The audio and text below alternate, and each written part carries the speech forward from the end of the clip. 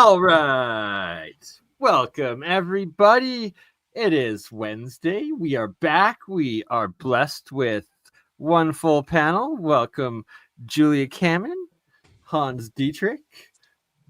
We have Esra in the mountains somewhere there. And, of course, David Stig to, I guess, the right of me, depending on how it's watching. Yeah, I guess it's right. And how is everyone today? I'm good. Can you hear all? Yes, we can. Oh, there's Sarah. Welcome back. Thanks. Just had to dip out real quick. We were having a really wonderful conversation in the background, and I just needed to take a quick break before we started going. Much love, fam. This is Mount St. Helens behind me, by the way. Mount St. Helens. Just north of me. You were just talking about that.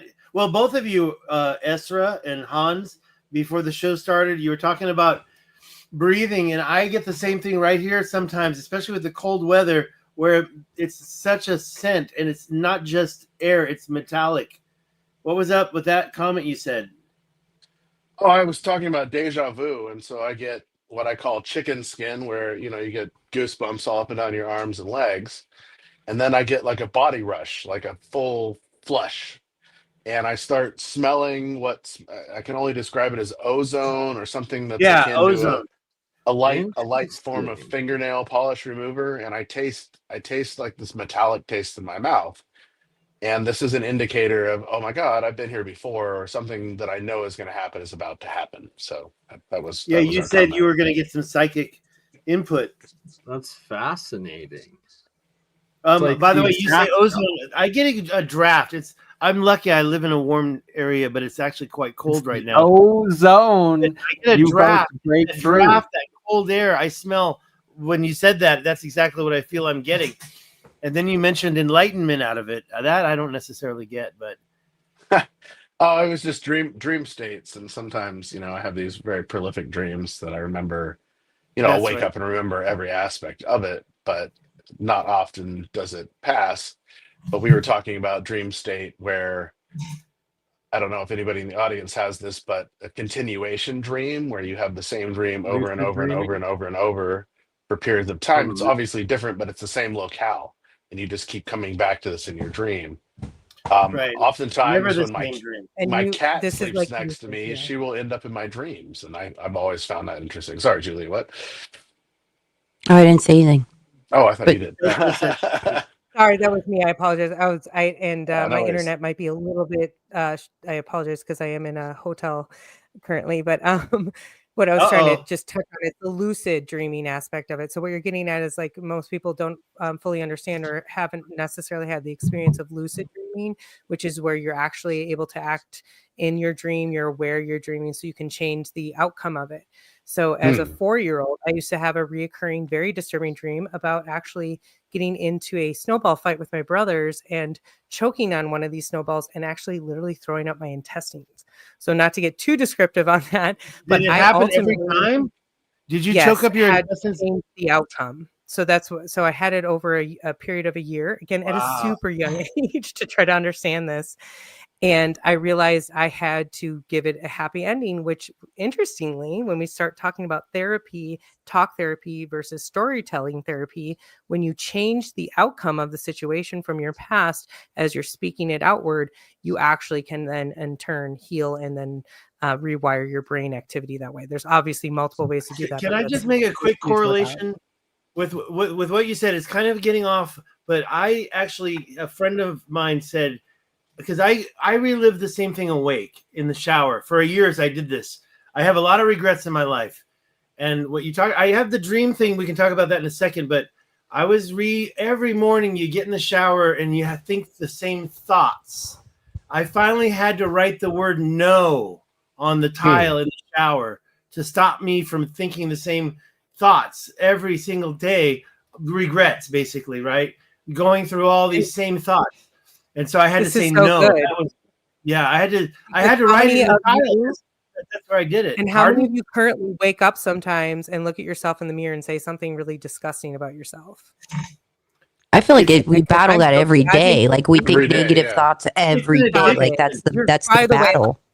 You are developed. Sorry, I know you're saying by the way, so Yeah. I want to shut up in a second. But you are addicted to these chemicals you do in your brain every day. You conjure and craft these chemicals, these synaptic things going off in your brain, and so you're addicted to them. So you go to them every morning or whenever, and you got to say no. And don't get me wrong, like I'm definitely not about toxic positivity. I think that ultimately there's a balance. So whether you push yourself one way or another, it's going to push you back to try to reach that. So, but that was something I did to myself all the time. I didn't even realize I would call myself stupid for doing like the stupidest thing. And part of it was hypercritical people in my life, but like for tripping over something, for being a little clumsy. Yeah. And I so like you to don't know, say, I'm very tall. I'm a 6'1" person. So I'm a little clumsy sometimes. And do you ever I kicked myself for something I said in high school. It's so interesting how every single, like throughout our life, like every single compliment we've ever received or every single insult or something negative side, like we remember it forever.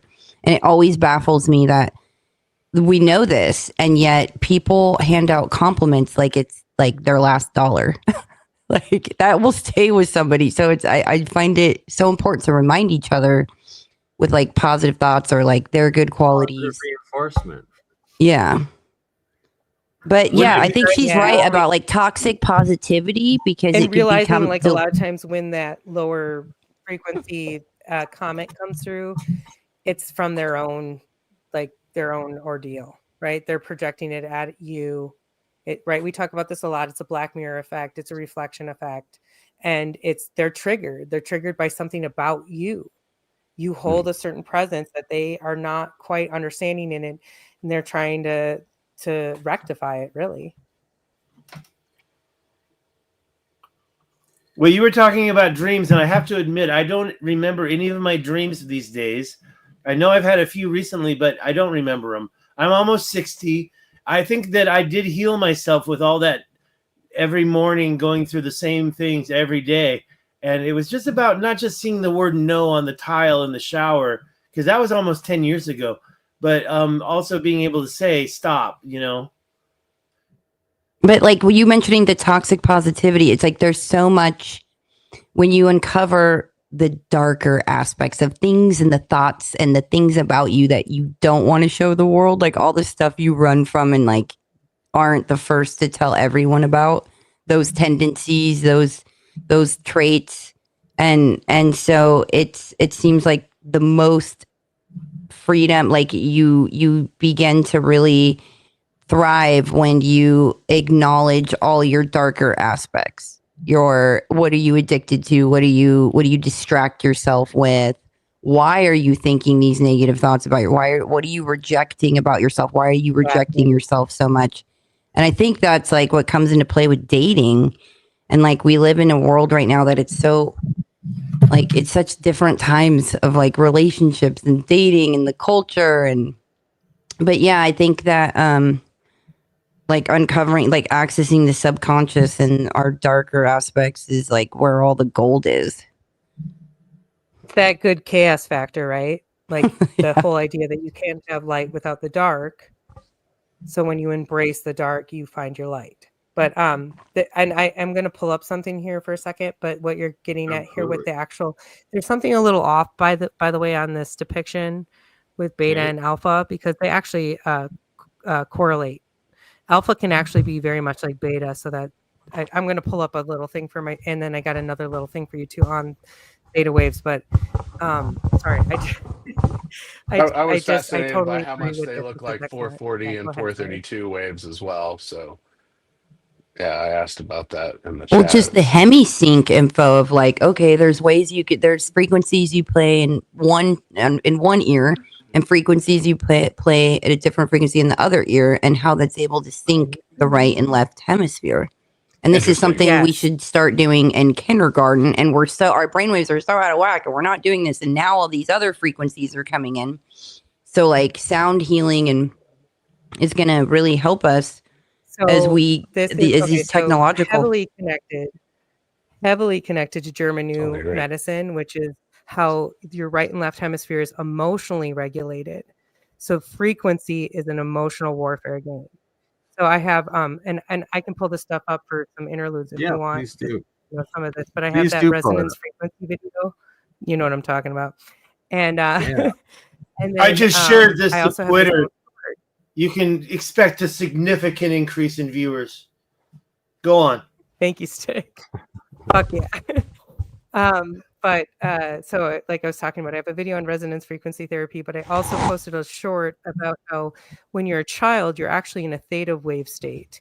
And so this is something I would see obviously as I'm doing these sleep studies, but when you're in the sleep state, you're more in the delta. It didn't really show actually delta correctly, in my opinion, because when you're sleeping too, there's such a difference between stage 3 delta sleep, where they're telling you it's like, oh, you have total loss of cognition. Well, yes, that's true. But it's because actually the body's completely focusing on the respiratory and the EMG system. And then vice versa, when you're in REM sleep, you can see this hyperintensity on the brain activity. Then you see a complete looseness and actually heavy disruptions in respiratory issues when you're in the REM sleep, because it's so hyper-focused on your brain activity. So this is very important to understand on how we operate through the day functionality versus the sleep functionality. And children, again, what I'm trying to come back to, are often in a theta wave state, which is actually known for hypnosis, which I think is very, in my personal opinion, from all the research I've done with types of therapy, and Julia, what you're just getting at with binaural beats, which connects to this bioneural feedback system that's also happening with therapy treatment. It's a touchy time frame. Like, you have to be very considerate of what you're messing with. And again, children in a theta wave state are in a hypnotic like state, and there's therapies that are touching on that right now, which I would be cautious of. That's my personal opinion. Is it and thank you for the children? platform. Is it because children are also their brains have not solidified? They haven't reached the 25 age bracket. To the and so other there's dimension. this. I feel like there's impression that's still there. Sorry, anyway, yeah. Just I feel like there's Yeah. things that try to keep you out of it.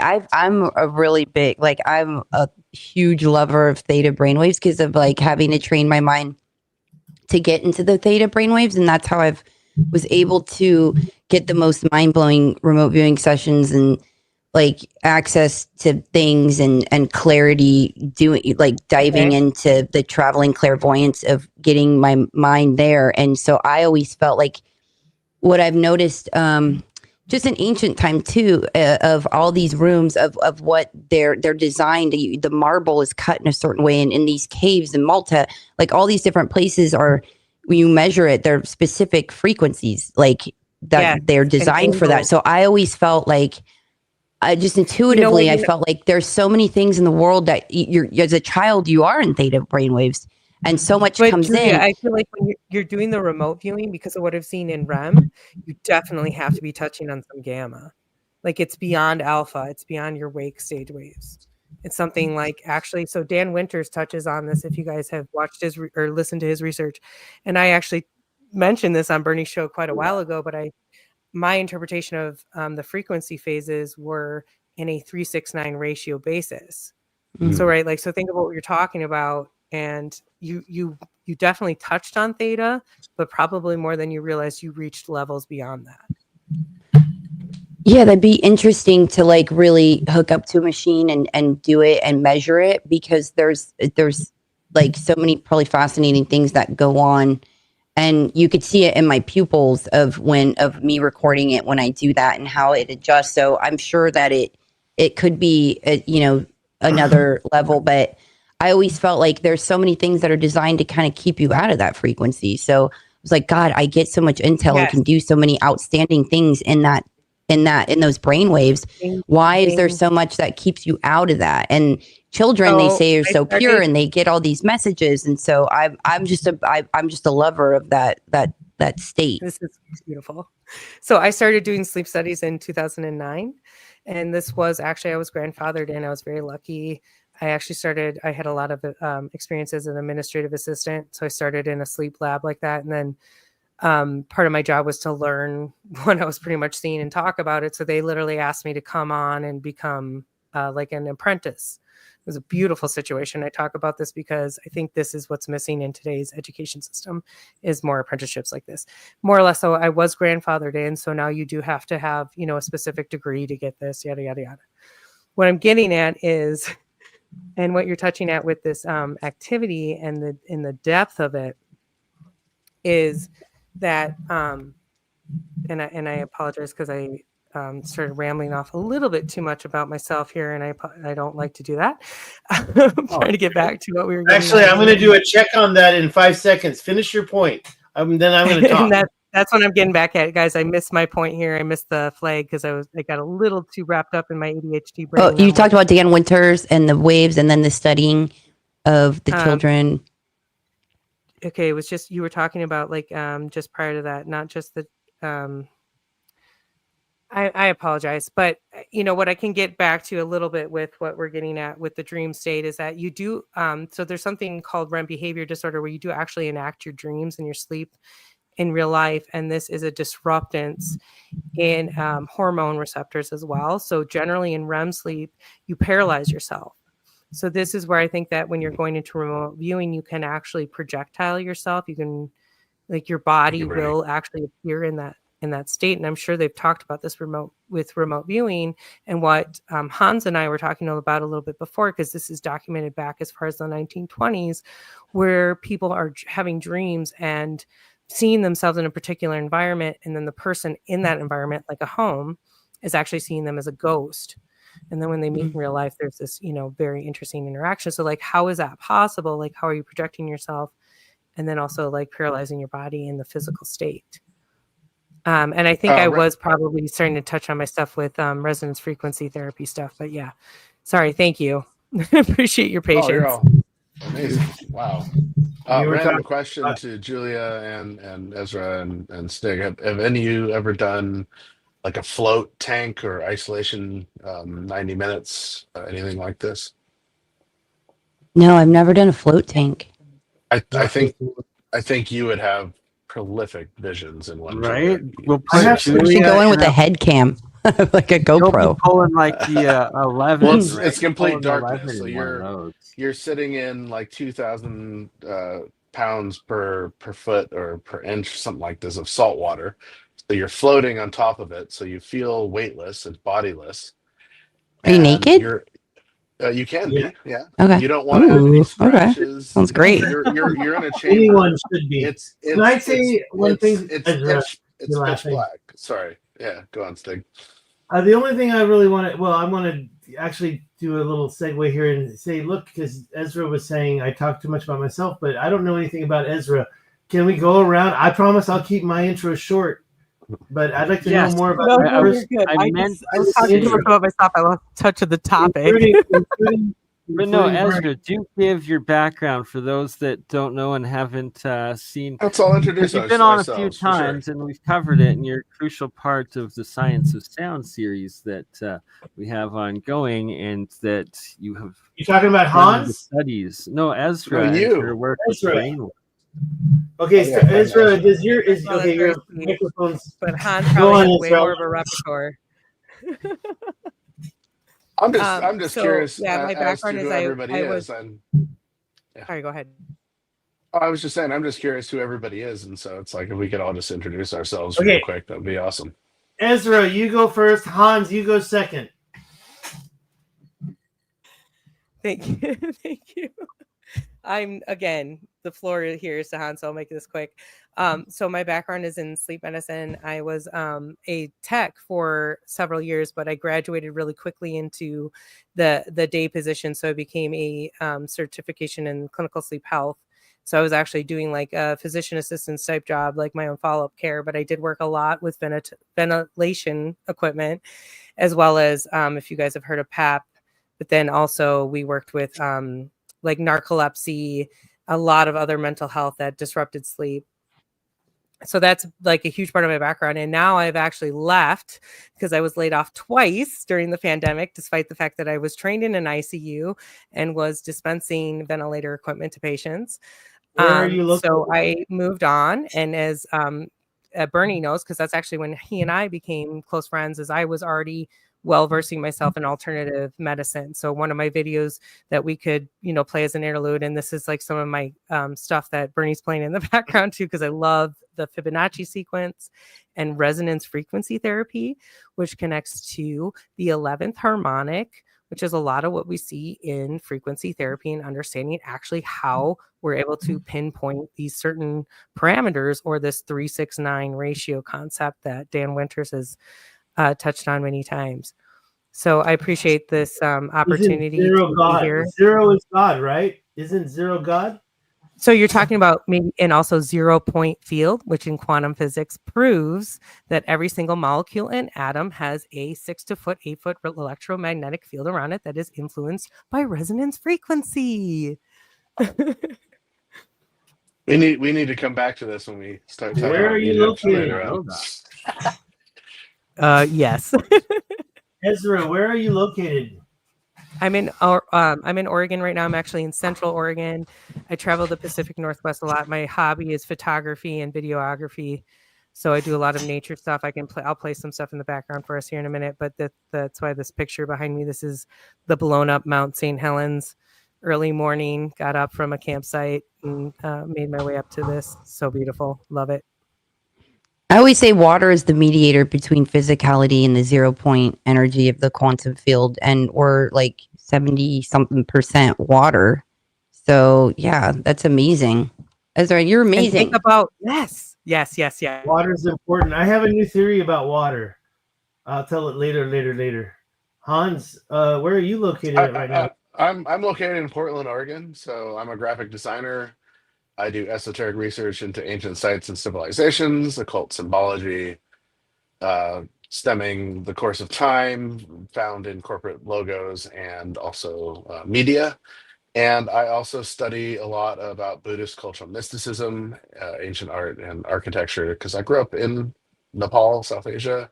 And so I've had a lot of influence around that area. I've been to Egypt a few times. I've been to Peru. Wow. Why were you in Nepal? Why in Nepal? Why? So my father was there in the Peace Corps in the 1960s. He came in 1970, did his doctoral dissertation in a remote village in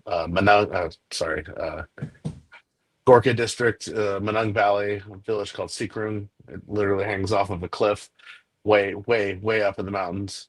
And he spent a year there. And then in the 1980s, when I moved back to Nepal when I was 4, my father took my family up into the village and introduced us to a lot of the, mythical magic and lore of the village, shamanism. And it's taken a long time in my life to come back to these topics because I've been so immersed in my own graphic design field. But yeah, that's my background.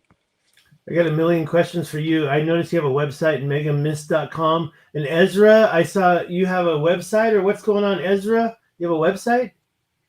Well, I have a YouTube. I am working on a project that we don't need to post tonight that Bernie's familiar with. We can do a different episode on that. I have a foundation for like a community project that we're working on that works with greening the desert in Central Oregon, Hans. So I'm actually in Silverton and Bend's transit right now. Okay, you're right. So I'm not far from you, right but I lived in Portland Silver for a while. Falls And Astoria.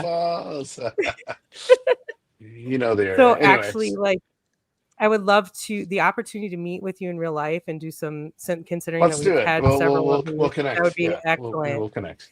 And I'd love to talk to you about my project a little bit further, but we are looking at some serious funding. So we're doing some grant work. We're going to be establishing as a nonprofit very shortly. We've already been in the process of that. We do have a website. It's called tortugabazaar.org. And again, I don't want to post that tonight, so we'll go over that a different time. But Mindful Exposures is my page. Yeah, my YouTube. And I'll put up a little video here for Bernie to play if he wants to. But I have some random good stuff on resonance frequency therapy, and like I said, some stuff on brainwave and breathing modalities, like the most basic stuff about breath work and actually the ability to regenerate and heal yourself just through breath work alone. There's an amazing thing I get into where I'm gonna ramble. Let's talk about Hans' website. Megamist.com. It's megamist.com and megalithic.mysteries.com. It's a site where I have a lot of blog posts about esoteric knowledge and movies. I sell t-shirts and fashion design that I design there. And I have my 3 books there as well. They're through lulu.com. And it's kind of an introductory to... Say that one more time. What.com? It's megalithic.mysteries.com or megamist.com for short. So. It's got 2 multiple. We're gonna have to get it down. It's the same site. It comes to the same location. Anyway, Julia, what's your story? So my name's Julia Kamman. Huh? Sign. I want to know how. I used to be in the sign business. I want to know how much that sign was. I think like $80. Is that real neon? Neon. Wow. I don't know. No, it's not real neon. Okay. It's I do an like LED this sign, but it's awesome. And the poster behind her is even more awesome. So there's so much truth in that. There's so much truth in that image. My name is Julia Kamman, and I'm a researcher. I'm an investigator at heart, and I have just all this passion. I'm very passionate, and things I research. I do remote viewing, and I've had profound experiences doing that. And it was interesting. I did a show on Vice where I remote viewed something on camera, which was just like this amazing experience. And I got into hypnosis because I wanted to be able to facilitate. What I noticed was when I would do readings for people, what showed up during the sessions was things they were trying to run from and hide. And so like a lot of the advice that came through and things that came through, they wouldn't listen. So I'm like, God, I want to find a way to facilitate like an experience where it will change them, you know? So I got into hypnosis to facilitate that. Like, and I'll do birth charts for people to give them an insight on like their, like a deeper understanding and of who they are and just, a deeper understanding. So things I am passionate about, I constantly talk about parasite cleansing and heavy metal cleansing because for thriving health, I've just found that to be key. And we're so like bombarded with so much stuff in our food and in the air that I think it's an ancient practice that we've forgotten. And you kind of see the effects of that and where everyone's consciousness is at due to, the lack of the cleansing because we're supposed to do it every fall and spring. So, but yeah. Sober October. Yeah. So I'm into, Tartaria was huge for me.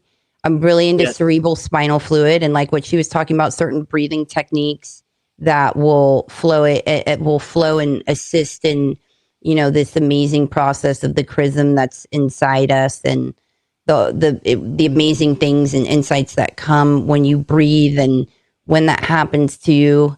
I'm into photons. I'm into like quantum tunneling. I'm super passionate about water, quantum photonic lasers, and how I don't know. I'm really obsessed with the area in and around Siberia. The biggest megaliths in the world are in Siberia, and the Altai Mountains, and that whole area. I could like literally. It's like, Julia, what are you doing this weekend? Like, I would much rather geek out on like hydrogen and helium production in Siberia than like do anything else. To me, that's like so much fun. So yeah, and just awesome.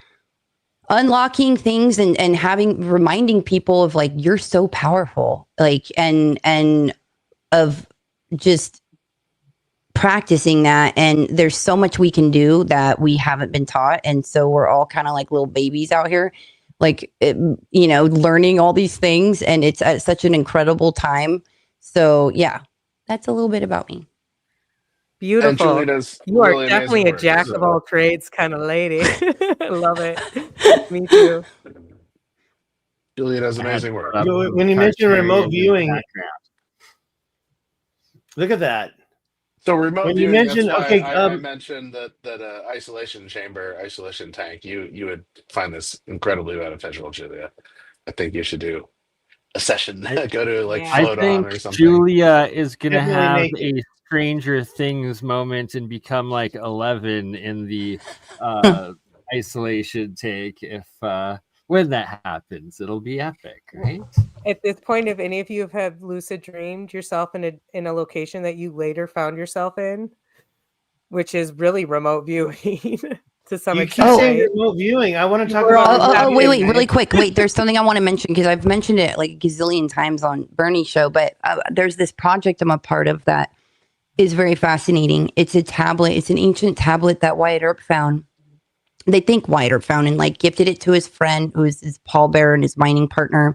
And he left it in his family and his bloodline has it. And just, it's absolutely fascinating. There's, cuneiform on it, Proto-Sumerian, and there's this third ancient language, and it's Anana is on it. Like, and this was found in and around in and around Arizona. And so I took a Sumerian, because like I would do sessions on it. And that's how I got a part of the project was like, they had me do a session and they were like, wait, you don't need to touch it, because they thought I needed to come out and touch it. And I was like, no, I got it. I'll just do it. I'll do like a mini session. And like I did, and I wrote it down and I gave them the results and they said, Julia, we didn't think you could do this. We didn't believe in any of this shit. Like what you wrote down is on the B side of the tablet. We didn't tell you about the B side of the tablet. And they were like, so would you like to be a part of this project? So I was like, absolutely. So I took a Sumerian like college course because like there's things that I'll see, but like in this, I don't necessarily know what it means. But that whole like thing is fascinating. But I just wanted to mention that. You took a college course where? Yeah. And by the way, there's Phoenician writing in Utah. Phoenician writing in Utah. All those, huh? Yeah. Yeah, dude. Like, there's Tutankhamun's his priest's cartouche was found in Utah. Like I love Terry Carter. I love his stuff that he uncovers. I love that guy. Right. Shout out Terry Carter. Hang out. I got to close out Terry Carter's show. You're in Irvine, right? Or I'm sorry, not Irvine. I meant to say Orange County. Yeah, I get to meet all the old school boys. Let's get on with the introductions. Yeah, who are you? Where's your location, Julia? I'm in Laguna Beach. Laguna Beach. And I grew up near, well, not quite near, but I went to high school in Upland. Are we familiar with Upland, California? Yeah. It's near Pomona. I think Julia probably knows that area. So Ezra's up in, where did she say she was? She's now in Oregon, traveling. I'm in Oregon, and you're in Oregon. Bend, Oregon. I'm in Oregon, and I'm in Portland. Yeah. Bent, Oregon. That's my grandfather's name is Bent. I love Bend.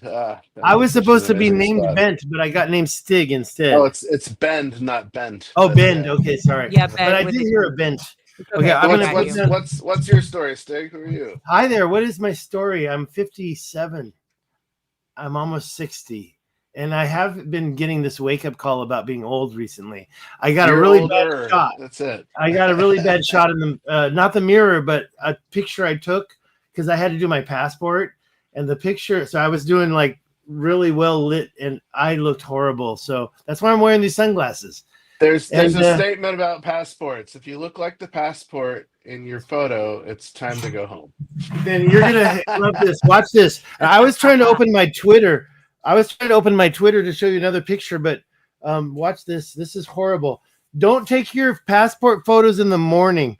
I've had to look at this picture for 10 years. No, not allergic. Oh my goodness, that's amazing. Okay, that's it. I've had to look at that for 10 years. Bad angle. Do not do your passport photo in the morning. Get it after you woke up. Make sure all the gravity's kicked in. Okay, so my story is don't do it when you're in the middle of an abusive relationship and you've gained like 40 pounds because of that. That's my photo. She didn't deserve me. No, I'm just joking. Truth. I'm just joking. Was I the abuser? Probably. Okay, no, so I want to make it quick. I'm an artist. I painted that behind me. It's for sale. I'm trying to raise money. That's 5 foot by 10 foot wide. It's called The Path. The other paintings I have, I'm working on the Richat structure. It's the Eye of Africa. I've been there 3 times, and that's my current passion is ancient history. But I'm going to be getting back into the art. And so I'm going to try to sell some paintings to raise money. I am running out of money. So I'm either gonna have to get a job or get creative. And so I am gonna go back to the Richat structure this month. As far as introduction goes, I am from California. I was born in San Francisco. I became artistically active in like 85. I graduated from high school 85. I went to Guatemala, learned Spanish. I joined the army, learned Chinese. And I'm really interested in, Hans, your story about where you're from, because I'm very interested. I've been to 35 countries now, and I've seen the world, and I don't mind staying home. It gets tough after a while. But I do have a connection. I was in Taiwan 25 years, and I do have a registered company there. If I go totally broke, I got to go back there to work. And I have a registered company, and I'll start that up again. Well, if you ever need graphic support, I will help you out. So, well, we can talk about all that. I've been doing graphic design myself my whole life. I self-published 2 books. They're on Amazon. One is not porn, not sex tourism, but called Not SARS, Just Sex. Written by Gitz Ferrari. Gitz is Stig backwards. It's my pen name. It was about the outbreak of SARS in Taiwan. I should be selling this already, and I don't even mention it in my freaking ancient history videos. Wait, are you connecting it to like the sex trade in that area? I'm curious. I say that one more time. Is your title connecting it to the sex trade in the area? Well, no, the sex trade is a serious issue, and that's why I always say I'm not into sex tourism, or I don't believe in prostitution and sex slavery. I know all about it. What does that wording then mean in the title of this book? Well, okay, and that's the thing. It was a play on words, and a few people knew. It was a 976 commercial, and where they said not SARS. You don't think there's any connection? Just sex. I wrote the book. It was actually just a commercial. I heard there was. I really wish I had used a different title after all these years. And the cover, I'm like trying to show off some girls. They were my students. I didn't have sex with those girls. Can I ask you really quick? Was not SARS but you implied it on the cover, you silly dog. Revolution happening, and that there was contamination due to that. Weren't they talking about it? Contamination due to sex trade? No, like virus sex trade can be sexually transmitted. Well, okay, I did It's start an energy signature. Okay, I'm going to finish my intro, and then we can continue. I did start a group on Facebook, anti-slavery, but from the Roberta Brown book called Sex Slave, I believe. I learned everything about the thing. It was a thick book she wrote called that. Now, I did write a second book, and you're in Alberta, Bernie, and you're going to do your introduction next. And you've been so supportive to me. Thank you so much. Honestly, Bernie, you really have, and I owe you so much. And I hope to see you here soon. It's cold as hell here, but before I let go, I'm going to say the second book was about a Ponzi scheme, and I don't say that lightly. I was involved in an investment product. I wasn't running a Ponzi scheme, but it wasn't a Ponzi scheme. But that was the second book that I wrote. And by the way, if anybody buys this or donates to my GoFundMe, they get a free copy.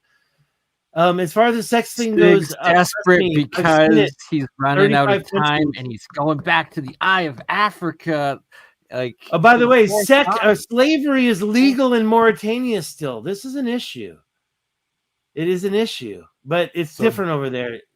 Even here in Portland, I can go up to 82nd. Slavery really a one-color issue because it's not in the past. It hasn't been in the past. Like there are more slaves alive today. There are more slaves today than there ever have been in the history of our, what we think is our history.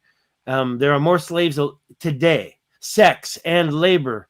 And by the way, I can go over how these people get entrapped and what type of person gets entrapped. I didn't really want to get into the slave thing, but it is an issue. And the fact is, Facebook, when I tried to start that group, just totally like shadow banned it. They don't want it. They don't want to help with that. And that's the big problem right there. In fact, like, if I'm not mistaken, I do believe they were like charged with actually supporting and enabling that trade. It's quite bad. But let's not get this stream destroyed and canceled. We can go back to that. Bernie, jump into your intro. Bernie, I don't know anything about you. Well, my intro is actually made by the lovely lady above you. So we'll just play another video made by Ezra, aka Who's Bernie? Who's Bernie? I don't know. One end of the scale, we have a giant concrete Can and you guys steel hear it? bridge I'm not sure if it's destroyed on. by I resonance. can hear it. I can hear And it. on the other, we have a small crystal glass shattered. So maybe we could shatter something even smaller, something really small, something you would need a microscope to see. Maybe we could shatter a living microorganism. But to do that, you'd need some sort of theory to serve as a basis. And we find that basis in a wonderful book called The Rainbow and the Worm, The Physics of Organisms, by a scientist, Mei Wan Ho. And that book makes a very strong case that living organisms and cells are liquid crystals, or in the least, they have many properties liquid crystals. Now, we're all familiar with liquid crystals because they are in our laptop computer screens. LCD display, liquid crystal display. And we can change the qualities of the liquid crystals in our computer screen by sending special electronic signals to it. We can change the color and the shape on the screen with these signals. But we can only see 200 dpi. So maybe we could change a biological living liquid crystal with a special electronic signal. But in order to do that, we would need some kind of device.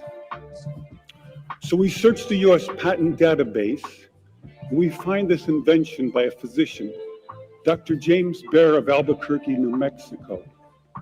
It's called a resonant frequency therapy device, and its purpose is to induce a resonant vibration in a living organism or cell.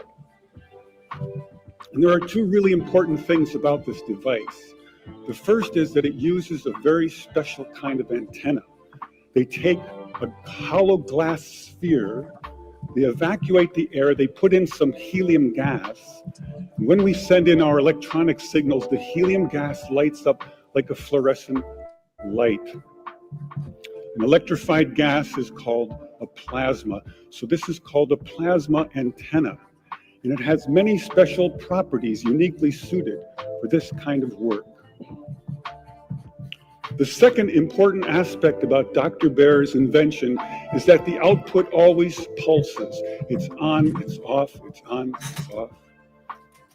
And now we go to the biology laboratory and we take Dr. Bear's device, and the hunt begins through a microscope for a frequency which will shatter a living microorganism. So now we're searching for the magic frequency. And we start with 100 hertz, and we look through the microscope to see if anything's happening. We watch for 5 minutes. Nothing happens. So we try 101 hertz. We look through the scope for 5 minutes, and nothing happens. So we try 102, 103, and so on. Over the course of 15 months, we try hundreds and hundreds of frequencies, if not thousands, until we find the magic combination. The answer is you have to have two input frequencies, one low, one high, and the higher frequency must be 11 times the lower. The 11th what harmonic. Musicians would call the 11th harmonic. When we add the 11th harmonic, we begin to shatter microorganisms like a crystal glass. These are the first videos taken. We showed these videos to our friends in the biology department. They said they hadn't seen anything quite like it. It seems to be a new phenomenon. So now we know we can destroy a microorganism. And the question comes up, but can you target a specific organism with a specific frequency? We now know that cancer is vulnerable between the frequencies of 100,000 hertz and 300,000 hertz. So now we attack leukemia cells. Leukemia cell number 1 tries to grow a copy of itself, but the new cell is shattered into dozens of fragments and scattered across the slide. Leukemia cell number 2 then hyperinflates and also dies. Leukemia cell number 3 then tries to make another cancer cell. The new cell is shattered and the original cell dies. But killing a handful of leukemia cells is not enough for a patient. What kind of numbers can we do? In repeated controlled laboratory experiments, independently assayed by the 2 top experts, we killed an average of 25% to 42% of the leukemia cells, as high as 60%. They also determined that we slowed the growth rate of the cancer by as much as 65%, so a double effect.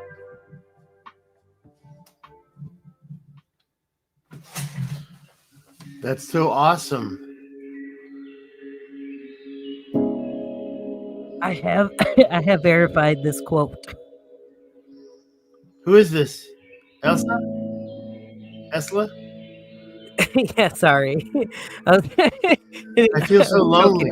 I'm so lonely. Nobody's around. Future medicine will be medicine of frequencies. 100%. Medicine of frequencies. The redwoods. I'm still here.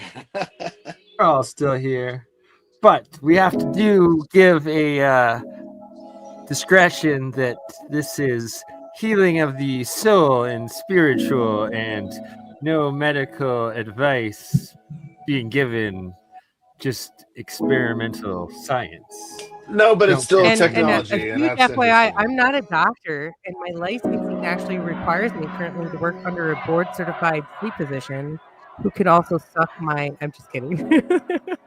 Full disclosure, I'm not an archaeologist.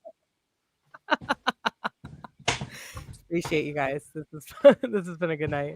You guys were talking about remote viewing. I'm just a before. researcher. You guys were talking about remote viewing. Remote viewing. Check out my #1 video from like 2013. I forgot the year. 13, I think. Remote viewing by David Dubine from Adapt 2030. I don't know if you know that channel, but we used to know each other in Taiwan. Old school conspiracy channel. Ezra, can you post that in the chat? That was an amazing video. Sorry, just curious. Which video? Oh, the one that we were just watching? Yeah, oh my God. Definitely being able to create. By the way, I didn't catch what was the weapon they used to. They use a frequency on those cancer cells, and I do believe. Rain in the Rife. Is that Terrence McKenna? That wasn't Terrence McKenna, was it? No. So Royal Rife worked with somebody called Dr. James Baer, who took the resonance frequency into plasma technology. So that's what Anthony Holla did with Nova Biotronics, is he took both the Rife and the Baer concepts and put them together more or less, but more on the plasma gas side of it, which was what I was trying to show you guys, because I actually took that from his website, some of that imagery, so that you guys could relay. And then I was trying to show also through imagery the 11th harmonic concept, because it's really important in this. Like with the Rife machines these days, like none of them have the plasma tubes, which is like huge. Right. So missing component. Get at this with, because like, see, there's so much conjecture on. Let me get back to this 11. It's like 100 to 300,000 hertz. We now know. So 100 to 300,000. So I want you guys to get back to like old school concepts of this, and old school concepts get just straight up into musical theory. So this gets into like primal screaming. Like, we as a culture, we don't sing. We don't express ourselves. We don't primal scream. Sorry, I'm trying to find the exact point where I do. You don't know that. There you go. The neighbors that's why playing I a lot. wanted to bring up the 440 hertz versus 432 hertz, because a lot of our music today is it's called a saw pattern, and it's very grating, and we don't necessarily recognize it because everything's digital. But the old music was just a shift off of that. You don't really harmonically, you don't really notice it, but you do physically. Yeah, for sure. Anyway, No, this is beautiful. Key point. Because this actually really quick, this actually coincides with the resonance with your actual brain and Hertz activity, where he was showing, and what he did show you with the gamma, alpha, beta, where he was showing the Hertz, that's accurate. Now, the actual like descriptions, unfortunately, were not, because it does interject so heavily. We are very unaware of the fact that, like, again, your REM sleep is going to have gamma, beta, alpha, theta, and delta. And people don't understand that. And delta can have alpha in it. And we're seeing this actually as a trajectory further with electronics. So this is why I will tell you all, like, monitor your blue light activity, monitor your time exposed to this in front of you, because the more you just literally put your hand on a tree for 20 minutes, and I could get into the whole science of that and what's been documented there, is or even micronutrients. Yep, hiking through the woods. Yeah. Well, like if your left ear hears 200 hertz tone and your right ear hears 210, your brain perceives the difference and begins to sync to that frequency. You were talking about this earlier, Julia. So the hemisync. What is this all about? Sorry. It plays like Monroe. I have extreme tinnitus, so help me solve that problem. The hemisync with Robert Monroe came up with it. You guys ever heard of the Monroe Institute? Oh, absolutely. And yes. Monroe Institute, CIA funded, right? And connected, and MK Ultra so connected. So hemisync is short for hemispheric synchronization, and it's a technique designed to synchronize the left and right hemispheres of our brain, right? But and using specific sound frequencies. And so, to enhance focus, deeper the meditation, altered states of consciousness. I'm always looking for things to amplify, like for what I'm showing you right now. So you're literally they're literally telling you how to separate it, and we're literally showing how to eradicate cancer cells by connecting it. And we all know this through any musician understands like this synergy, like this, right? And this is why we just talked about 432 versus 440, because 432 is out of sync of the 369 rhythm that we're now understanding heavily influences our brain activity. This is so beautiful, guys.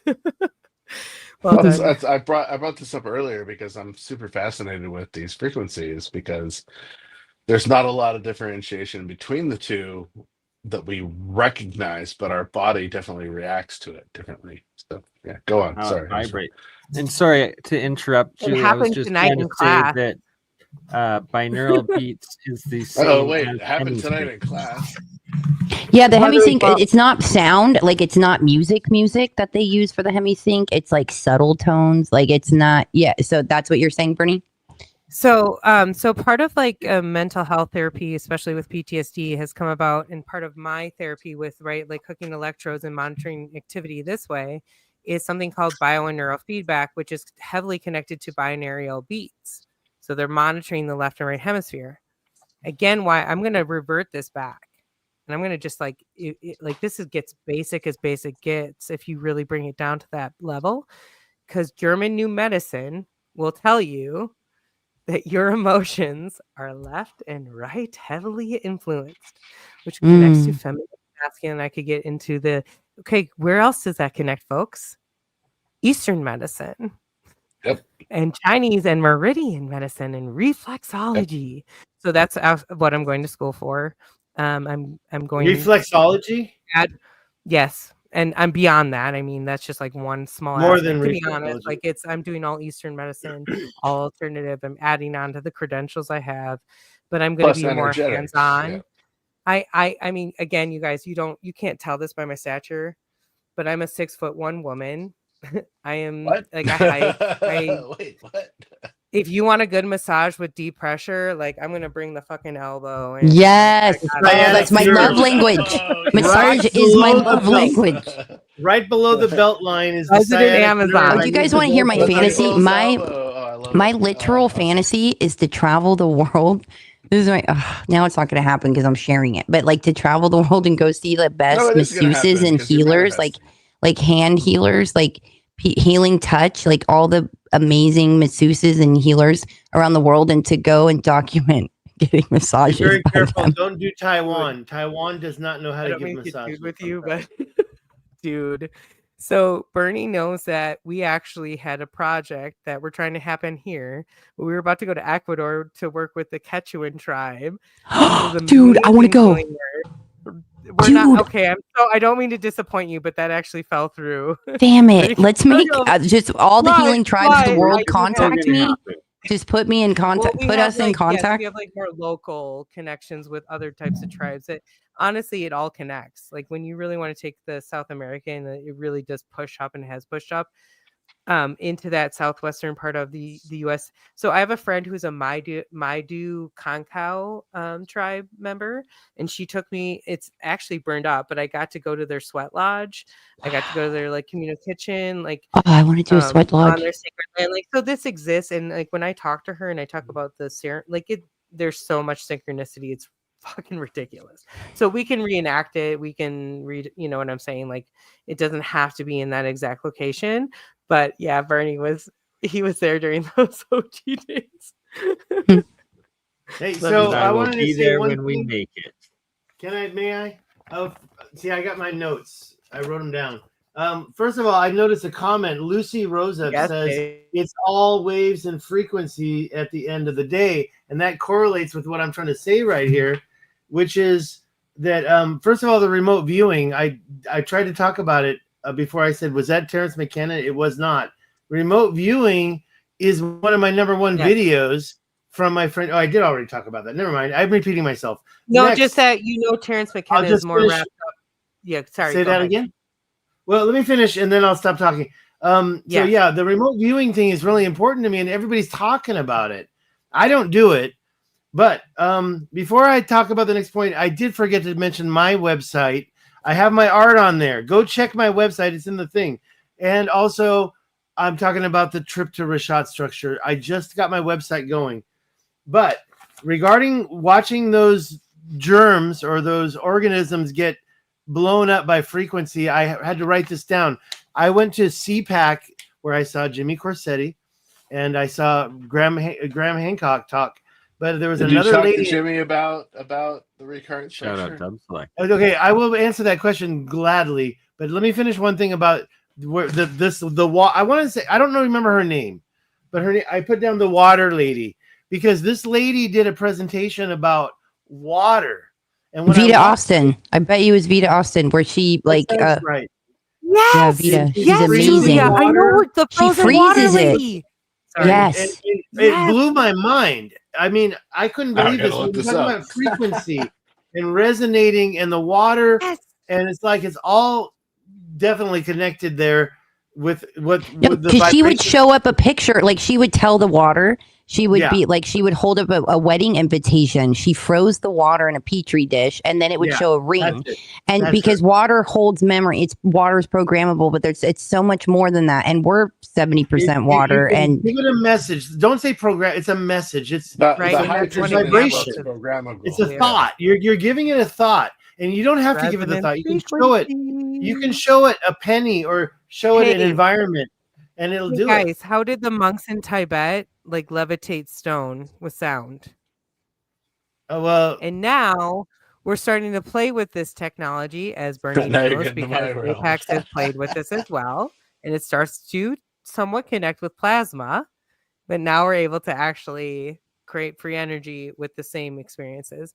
And also, this is a heart of inspiration in the LA fires. A lot of what actually came out of it were the sound bowls. They survived. They were relatively unharmed. The sound bowls, they weren't charcoaled, and they continued to hold the sound. You know, why is that? Because it has to do with the material, of course, but it's resonance frequency. It's all about frequency. And by the way, I've been to the Richat structure, and I think that it was created by a Birkeland current, plasma, frequency, energy, not electricity, but related, and a long time ago. And it seems much like the Grand Canyon and other sites. Yeah, definitely. frequency. I was trying to find my pictures of my own frozen water ice samples of showing structured water, but yeah, it's so fascinating stuff. Jerry Pollack. I got a bunch of Julia, pictures have you ever worked with water in any of your remote viewing sessions? Oh my God, yes! I actually wrote a book about it. I need to find somebody to polish my book.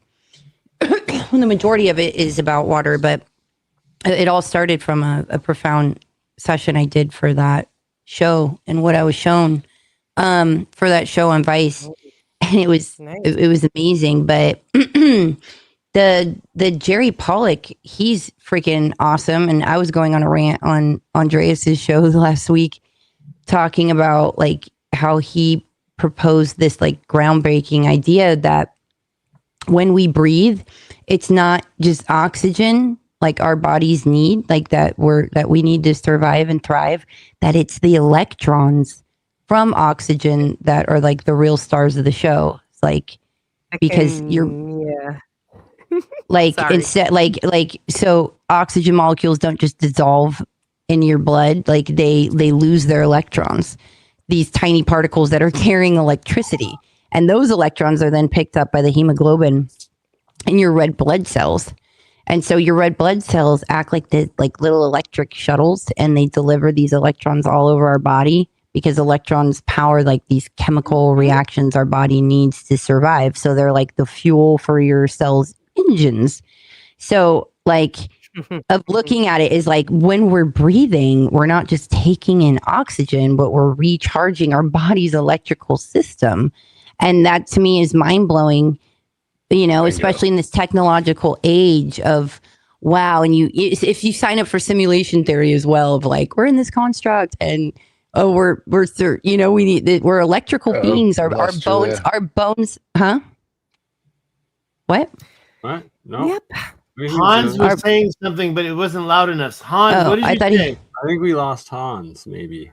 Oh, we lost him. Okay, because he's all frozen now. Okay, he said we lost me. We all went into spiral mode there for a second. No, that was just you, Hans. Yeah, that was just you. We were all say something too, Hans. You said something. What did you say? Must be on my side. You had buffering. I was just complimenting Julia on what she was saying. It's like spot on. Yeah. She's just looking at it as like our of just our body, like our bones are piezoelectric, you know, and I just feel like our third eye, our pineal is almost like a receiver that taps into a source, right? And just we're electrical beings. We need voltage. Like we're supposed to eat for voltage, and just like, wow, like there's this, I always talk about, there's like this organic source, like there's this organic version, you could call it the Christ consciousness, and like an organic version of that. And then there's the mechanical version. And we're coming along these times where you're going to need to know the difference of what you're tapping into, which source, because they're duplicating an organic field. The whole point, and they want our insights. They want us doing shows and talking about this to organize the info, to duplicate the all-knowing field, to duplicate the organic information, the Christ consciousness, the accurate one. So you're seeing, it gets a little blurry. I hope I'm explaining it right, because I'm really bad at explaining things. But I hear you saying we're all our own Tesla coils. Not at all.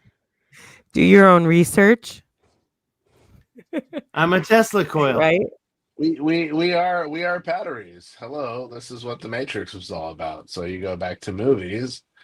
Why are they telling us that we're, a battery? Because we are, in a sense. We fuel all the technology around us, whether it's our phones, our cameras, whatnot. We are part of this feeling of construction. So yeah, no, you're spot on, Julia. Thank you. Phew. Somebody understood. Oh, I got it too. Sorry, I'm muted and I'm trying. Oh my God! Trying pictures to help illustrate what you're talking about from my own frozen water and structured water stuff, and it's bang on. And it's like you put the intention in, and have you done frozen water experiments, Bernie? Sorry, many. Many. Have you done the Oh my God! rice, All the cooked rice? I have a lot of photographs from what's her name, Julia? The lady that you mentioned? Vita Austin. You know what? Also applying that too to Nostradamus, when he would scry, he would put it in water and he put a specific crystal. They say it was obsidian, I think, or quartz. Whatever. You hear a couple different things, but he would put it and place it in water. And you apply the information that Vita Austin's amazing, beautiful work has done, which takes Emoto's work like a whole nother level, because Emoto showed like, oh, when you talk to something, you program it with this, you charge it with that, it becomes that, and look at the effect it makes. Well, she took it to a whole nother level of like showing up a French braid, and then it literally, when she froze it, like it copied the field, but she also asked it a question, or when she said her name, it then or she asked about her mother. She asked about her mother had passed away, and it gave her initials the way it gave V and an A, which Vita used to sign her name like that. So we're talking about something more profound where spirit is able to enter this. Like it's this, the water is so magnificent. This same woman has had like pregnant women like speak into the water and like project certain imagery. And all of this is conjectured right into their own family path. You can't deny it, right? And so for me in my own personal journey, and I feel like as I'm hearing this from a lot of you, there's syncs. There are syncs you cannot deny. And that's my path. And I'm hearing that right here, right now. So thank you, Julia, for sharing that. You said there's interactions in the dream world, and so there's also this as well. And so we have the ability to pull some of these ideas out of our dreams as well. And so I think that's also huge here, because what are a lot of these constructs? Well, are they dreams? Brandon's from my channel. I saw one that she did. I saw her at CPAC 2023, and she had a penny. She showed a penny to the water, and the water duplicated the penny. There was Lincoln's face in the water. Okay, it blew my mind. Yep. Hi, Lucy. So one thing I would love to remind you all about what we're talking about right now, an intention to water alone. So before I play this video that's in front of you, Wim Hof is known for his ice therapy treatments, okay? But what you don't know about Wim Hof is why he got famous was he was working on a project where he was injecting straight to the veins Ebola, excuse me, or other like heavy, like serious, like, you know, heavy and I can post the the video, the original research on this. So if you want me to back that up, there's no problem. What I'm trying to get at is that he taught these people, there were certain people he taught multitudes of hours prior how to do a breathing technique to stave off any symptoms of this heavy influence and this like sickness coming on. And then he had a group of people who did not have that time frame. And he taught them so many hours before, and they were prepped in advance, and they went through this. And these people came out without having symptoms. So when I get real vague with where I'm going here, they had, and I didn't read that comment, so I apologize. But if you want to get into the details of what it had nothing to do with ice therapy. So a lot of people like conjecturize that, and what his original, why he originally became famous was due to breath work alone. So what I'm getting is he injected them. They were able to stave off any symptoms within a 4-hour period just by doing the breath work alone. And that to me was very profound. Like the cerebral spinal fluid, it stores light and it's constantly transmitting vibration and light. And it's this energetic fluid that it creates that can reach every center of the brain and the entire central nervous system instantaneously. And meaning that so it creates these spontaneous states of consciousness that arrives not through mental thought, but through a wisdom of light that is conducted by water. And this, ladies and gentlemen, is flowing inside of us. So when you do certain breathing exercises in these monks, you hear about these monks that levitate. They're accessing, they're knowing how to move that. Because there's certain breathing practices that will flow your cerebral spinal fluid. And what's that guy's name? He literally says the soul swims in the cerebral spinal fluid. And guess what? Ocean water is one molecule different. like our cerebral spinal fluid. One, it's so similar. Like, right, like I could like keep you on many different paths. Yeah. Sorry, go ahead. No, I'm just saying. Yeah. Anyway. No, Hans, we're taking over, please. Oh, I was just saying, Julie and I did a great show on this about a year ago about soma and cerebral spinal fluid and how it affects, all of us in a different element. So yeah, check that out.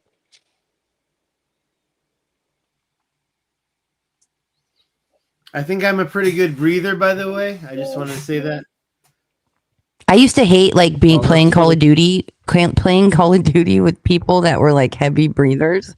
Like, bro, get your mic out of the back of your throat. Oh, triggered. What's your sleep like? Like, okay, first of all, you guys, again, you realize like the majority of what we were doing is respiration. So I'm monitoring these like all the time. It has so much to do with your head position. Like so many people sleep with their head kinked. They don't even realize they're giving themselves their own apnea. Dude, don't even get me started. I don't think we should be sleeping on metal springs. Like I was anti-mattresses like my whole life. I think it's so bad for our whole body. Metal springs are so wrong. I have a latex mattress because it's not one of these memory foams. It's an amazing mattress that I have. But I also have a gird pillow, which allows me to move up above and sit at a specific angle when I sleep. And this has been so amazing. It's, oh my God, one of the best things I ever purchased. Propping your head up so you don't have sleep apnea, sweetheart. Have you guys seen those things? I want to try one where those mats, you put it where you sleep and it's like the resonance of the earth mat, an earthing mat. Grounding one? Are you kidding me? Yeah. A grounding mat? Yeah, I want one. Amazing. Yes. Like, no. Hold on, guys. Hold on. You realize you can do the same thing. Brandon, that is not comfortable. You can also Brandon make your just said he sleeps on a Japanese roll. Okay. Sorry. No. Hot Stig. Let me explain this. Like you take your shoes off. You take your socks off. You walk across the street. In front of my house is 100-plus-year-old hemlock that's like probably 40 feet in diameter. Like it's a fucking gorgeous ground with that piece of beauty. And you guys don't even know the oaks you probably have that are this old and this round and this big in the most industrial parts of the fucking United States. Okay, what I'm getting at is take your fucking shoes and socks off and touch a tree. 20 minutes. Touch the ground. 80% reduction in inflammation. But I want to sleep on. I'm just saying, like, I want a way to sleep on amazing energy. I want to cuddle it. I want to hump it. I want to hump good energy. Let me tell you guys something. Before any of you were born, I know that Hans is the oldest one out of all of you. Before even Hans was born, I met Uri Geller at a Las Vegas show. At the same show, I paid a psychic a reading. I had a reading. They said, take off your shoes and put your feet on the ground. Walk on the dirt. Ground yourself, right? Yes, you need to. We all need to. I mean, this is key. I go out in my backyard every night. Even if it's freezing, I will step on the ground and do it. Yeah. I always do it. And by the way, I'm filthy around here, but I ground myself in my kitchen because there's stuff that needs to be swept up. And I walk right on top of it. I'm sorry. My neighbors know I'm like so weird. They'll see me, my hands on the tree, and be like, "Oh, Julia, you got to touch the trees. You not just where touch the ground, but the trees." Sorry, where are you at, Stig? Oh, I forgot to tell you, and I asked everybody else. I know where everybody else is. I'm near Palm Springs, and so when this happened, I was Palm Springs, California, right by the San Andreas Fault, and when I went and saw that reading, when I had that reading and I saw Uri Geller, I was in Upland and I was interested in art. I was already starting to paint. The medium also told me, you've got a lot of posters on your wall. I said, no, it's paintings. But it was right. He nailed it. And the other thing he told me, and believe it or not, I was listening to the next reading he did, and he said the exact opposite. Oh, you got to stop walking on the ground. Put your shoes off. Stop grounding yourself. And I was like, that's just, what is he just going back and forth? Because I'm skeptical.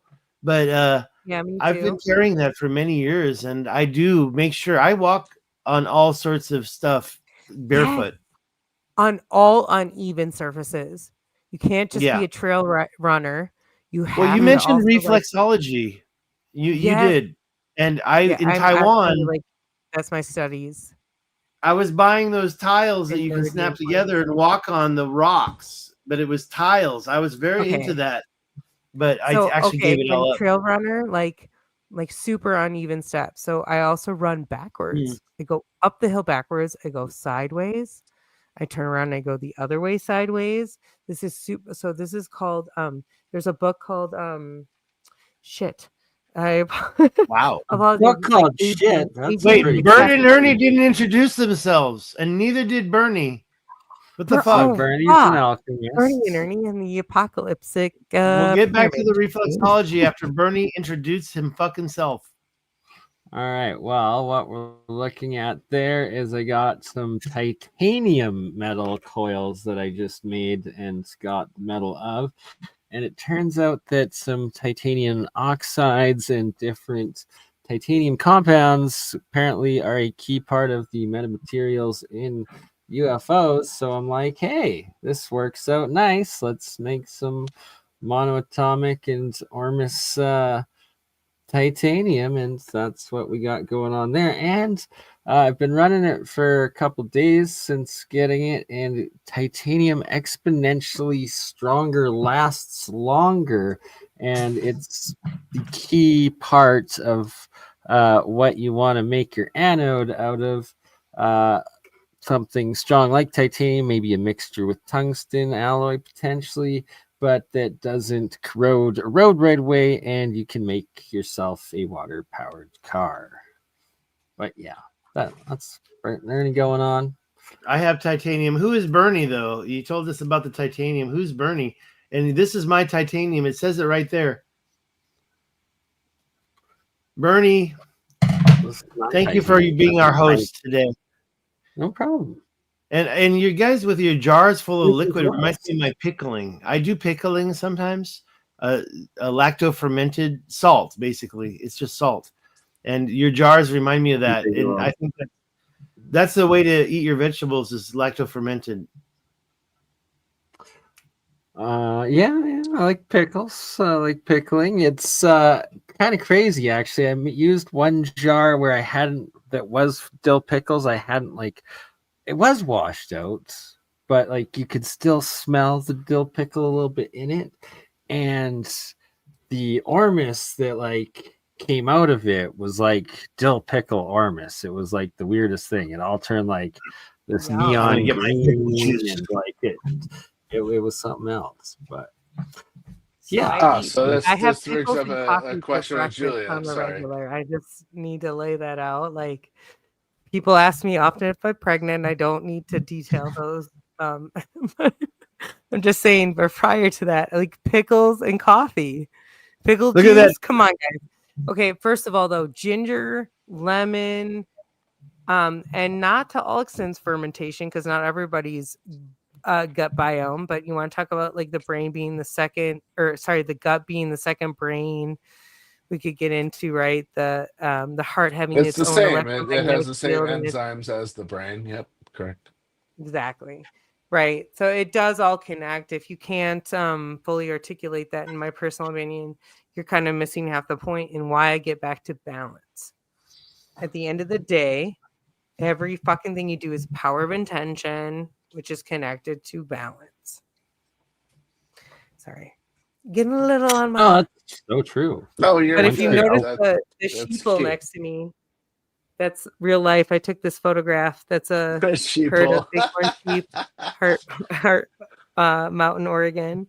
One of my favorite ever fucking things ever in my life. What are those animals? Are those animals? They're bighorn sheep. Bighorn sheep. Yeah. Okay. South of Bend, you'll see a lot of these. Yeah. Interesting. I saw a lot of elk in my travels up to Montana. Very nice. Well, you'll see bighorn sheep in Montana, that's for sure. I'm having some pickle juice. This is no vinegar added, lacto fermented. That's amazing. Girl, if there's any ladies watching, if you ever get cramps, the best remedy for it is just drink pickle juice. Interesting. What? I believe this is the pickle juice they're talking about. Yeah. Dr. I understand Gundry. calling it a little bit more. Thank you. Dr. Gundry says, don't eat the pickles, drink the juice. I'm putting this back in the fridge. I always drink pickle juice when I'm like late night. I'm coming back. Hungover? Oh, it's probably the best. It's probably a great hangover remedy. It's amazing. It's so amazing. Yeah. Yeah, it's rich in a lot of nutrients, your body. Electrolytes, salt, and pickle juice. There's something magical about pickle juice. The salt is no more. It's not salt anymore. That you put. What I just put away was lactose. How to flush your liver is fresh lemon juice. You can put like a lemon wedge and let it sit, and you're going to taste that bitterness. And otherwise, like ginger, you put that in hot water. Same thing, fresh ginger. All those things are going to flush your system beautifully. But guess what? How I start my day? Fucking half a pickle.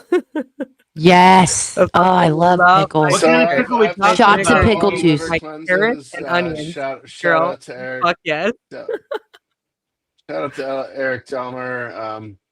I followed his protocol for pretty much 4 times a year. I don't do it as much as he does, but when you're going into a new moon situation, you want to fast or micro fast for a day before. And then you want to buy some bath salts, basically, electrolytes, bath salts. And so you drink this. Like Epsom salts for the bath, right? Yeah, exactly. Correct. We have to, put a the discretion because you are from Portland. We just kidding. Really quick, Hans and Sarah, who are from the Pacific Northwest, which gets ostracized frequently, are not doctors. Though I have had a medical practice and actually saw my own patients in follow-up care, but cannot say otherwise because I don't work under a board certified. Agreed. Me neither. Otherwise, thank you. We are actually able to talk about this specifically. Please, Hans. So I do a formula that is literally every 3 hours. You take the Epsom salts in a pint or a glass of water, mostly a glass of water. You're gonna need to be around a toilet for sure because it's gonna flush your system hardcore from your liver. You do this for 3 sessions. So every 3 hours, the day after you fast, obviously you need to fast before this, which is key. And then the next day you wake up and you do it every 2 hours.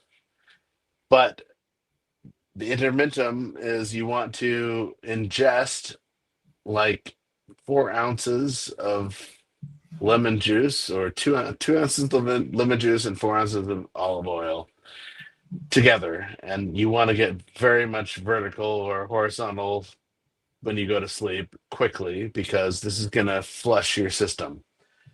So the olive oil helps move stuff through your system. The lemon juice helps break up stuff through your system, and you will have an excrement of peas that are coming from your liver because you've fasted obviously the day before. And this is amazing, and everybody needs to do this. And so it's like you're flushing out your liver and your gallbladder. And show pictures. I want to see some photos.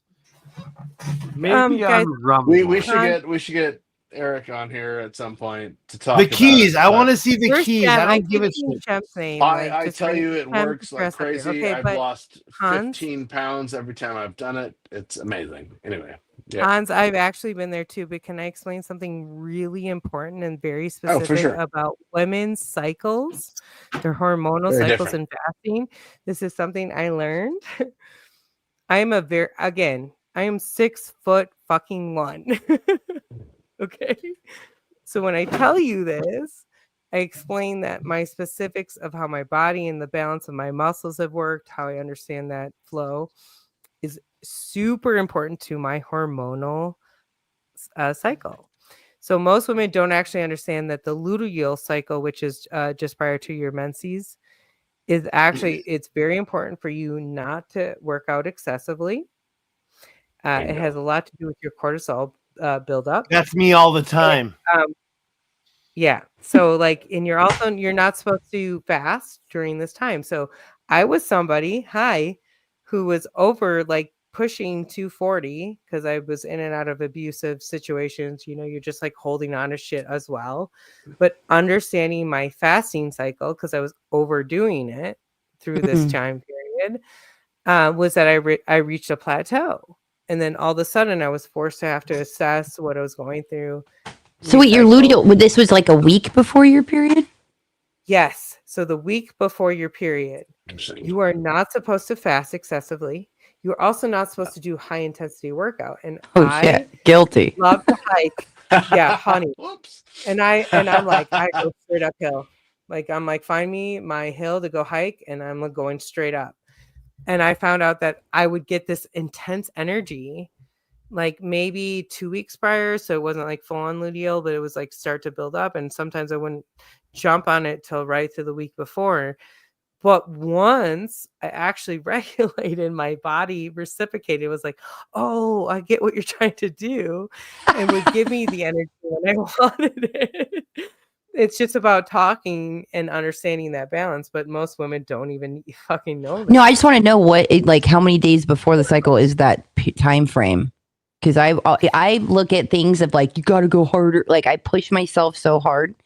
And like if I don't do it, I like feel weird. So yeah, maybe I need to look into that. It's like again, like I'm like, oh, I'm gonna fucking hike you fuckers. I've been fasting again, you guys. Do you see this bighorn sheep? Like do you have a picture to? I push my. I'm just teasing. More like photos. I push myself to these points. Like guys, fuck you, I'm gonna do it. How this No. I've been fasting a lot. Very Okay, different. I've been following the Dr. Gundry. I don't want to say diet. I'll get in trouble. Philosophy, I guess. I've been trying. Okay, I won't eat anything until afternoon, and then I try to follow his rule about keeping it within 2 hours. I never do. But I try to eat in about 3 or 4 hours, and I don't do breakfast. I don't do lunch, and it's I did lose weight, but the thing is that I don't exercise. I haven't changed my exercise. I should say I do like a little hiking, and you'll feel happy. What I noticed about exercise is the negative thoughts dissipate. So like looking at exercise as an exorcism of like the way you feel afterwards. And we're taught that when we work out, it's exhausting. You're going to be exhausted. When actually, like what I was mentioning earlier about your bones are piezoelectric, and when that compression happens, it actually charges you. Like you get energy. Like you get energy from working out. I do agree with that. I believe that. I try to avoid doing it only to save my energy. I feel like watch how much more energy you'll have of just 45 minutes a day or like half an hour. My new goal is to walk after dinner. Outside, I will be honest. I have a lot of things I need to change about myself, and mainly I have to. Walking is amazing, and it truly does. It's both like a biochemical as well as just like mental, spiritual, conscious. What was the first there's profound things over walking. Like there's all these girls that were going to the gym, doing all this cardio and doing all these workouts, and then there's all these videos you can find of where they were mind blown over walking and their results from it. They're like, oh my God, I've been going about this all wrong. But there's, and a lot of them will say like, it's this many steps a day, or it's just this, but it's not as, intense as I thought it would be to see the results that they experience. Let me say one thing. There's a guy, he lives right down the street. He's 96 years old, and he used to run the hiking club. Over 70, my friend. He was a hiker. He walked. She hikes with me to this day. We do 5 miles in a state forest area, up and down. Who is this? And actually, I will be honest, I love this woman to death, but she totally does like a little Kahlua, like a little Bailey's. Like I can smell it. She's living her best life. She's in her 70s. Like, yeah, fuck yeah. And she figured out her formula. Wait. Here's the best I'll be right back. Here's the best part.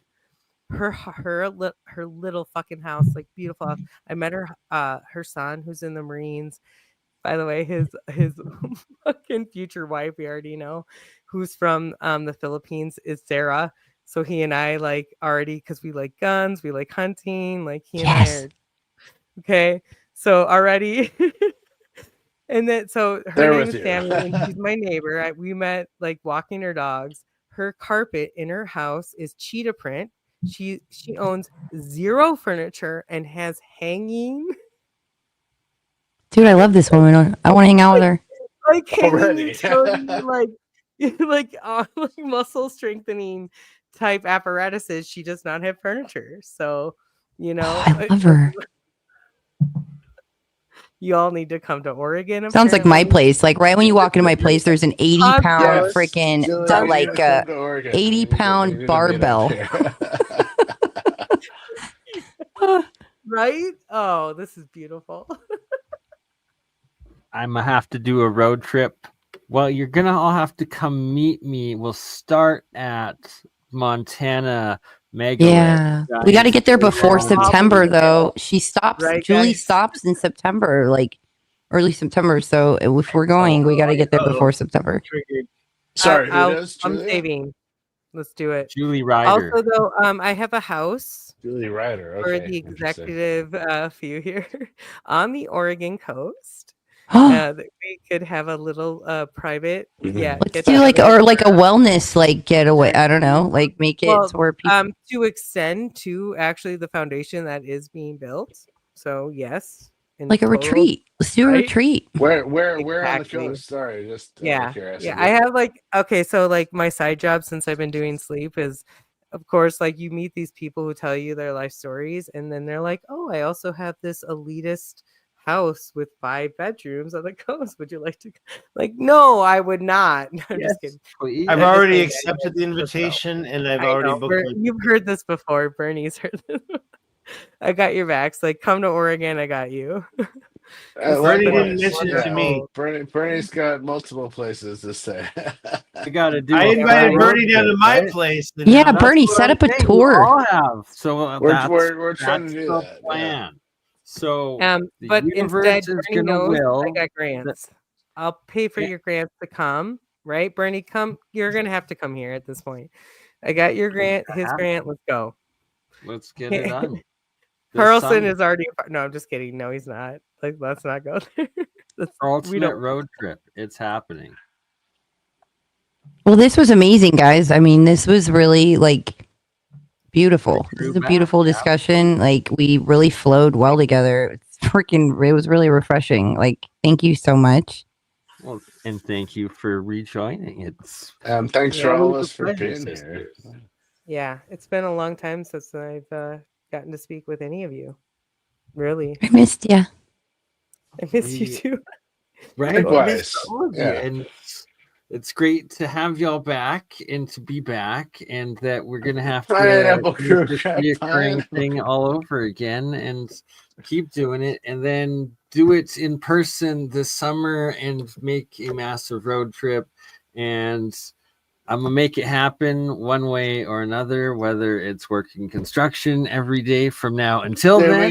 We got you, Bernie, once you cross the border. We got you, brother. Yeah. So I guess I got to start working on renewing my passport and making sure that. Yes, do that first. Do that now. That could take a long time. That could take a long time. 4 to 6 weeks in the USA. I don't know about Canada. Yeah, Canada's a little. On my trip, I just did my passport. No, Bernie, you got your passport ready? You can come over. No, that's what I'm saying. I got to renew it. Do that. Yeah, and then do it sooner than later, dude. Guys, you don't want to lag on that. They're already doing because it when you lag on that, they're gonna extend it out, and you don't want to do that. Do it now. Yeah. Hans, how do you feel about doxing himself? Eastern Oregon? Oh boy! Sorry, what are you gonna get? There's nothing in here. How do you feel about? He's like, don't go in the morning. Don't go in the morning. Ezra, you had a question. And Earthships, a little bit of Earthship brim style design, like into the mountainside, right? You got that. Get the greenhouse on the outside. You know what I'm talking about? Okay, getting the solarium. Excuse me, I'm like doing a little. in class. Solar. You want me to do this? And like, But you know what we should do when we make very powerful points? We should start putting our pinky like Dr. Evil like that to like just like so more people will pay attention. So many people like lose focus. We're just like, okay. That is our new WooWoo wow thing. Second of all, you guys in class tonight, because I'm doing hands-on. I'm learning all the joints and every single fucking muscle. There's a little digitorium called the digitorium. The digitorium is your pinky. Sorry, real quick. So you have one muscle that fucking does this little shit. You also have two muscles, by the way, that do this shit. Really quick. So this is what I'm going to school back for, because like I'm learning every single little like how every little digit, connects. I wanted to say something so inappropriate, but I'm not gonna say it. Weird that we all do the hang loose. So I gotta say something. Yeah. Before we all go. Okay. So the hang if loose anybody can tell me the muscles from Hawaii. Sorry. Fuck yeah. The hang loose comes from Hawaii, and you have the enter and the exit of the wave, right? So this is the enter and exit of the wave. That's the hang loose. Dude, I've been using this a lot lately in conversations. People are probably like, dude, I just asked her a question. Like everything, like the last week has been this. Like my response on everything. Oh, Julia. Golden. You know when you abuse? For a long time, I abused this emoji, probably because I'm Sicilian, my Sicilian heritage. But now I'm starting to abuse this one. And now I'm definitely going to, now that I know this, Hans. It's a lot. Like, the Asians love this. It's Taiwan, number one. It's the path through the wave, right? What's this? A dead one of these. Noise. What? I don't know. But you're all right. And on that note, I just wanted to show some of the structured water frozen ice cube there. You can see the how are your experiments going, my friend? How are your experiments going? Well, we got a nice layer of fluffy monoatomic. I gotta get some informants from you. We've talked about this, but yeah. Yes, I gotta send you this one right here, the purple gold. And I tested the water, and it's slightly alkaline. So I believe that is a very good sign. I'm always fascinated with after what Julia was talking about. You need to do more frozen water experience. It's like so simple. You can literally put your hand over, literally say an intention, and just watch what happens. Do somebody else. Don't do yourself completely every time. Yeah, you guys are awesome. You guys. This is like I have so since it's a WooWoo Wednesday and we're wild out there and we're astral projection, power of manifestation, there was one time I walked into my old garage first alchemy lab set up with one of my buddies, and I had been using a little AAA battery to power the electrolysis, and it had run for several days, and it had the battery had died, the process had stopped, and my buddy looks at me, he's like, "You're gonna use your mind to start it right now, aren't you?" And I was like, "Yeah, I am." And I just stared at it, and all of a sudden it just started bubbling all crazy, and I was like, "Wow, there it is." That's Zen. You can, dude, biophotons literally come out of our eyes, so it's like a fact. So can you say that one more time? What comes out of our eyes? Biophotons. Biophotons. Right? Yeah, biophotons. Biophotons are these very weak particles of light, and they're not. You can't see it with your naked eye, but the eye itself emits light when exposed to ambient photons, and it's been linked to activity and visual perception. But your DNA emits biophotons as well.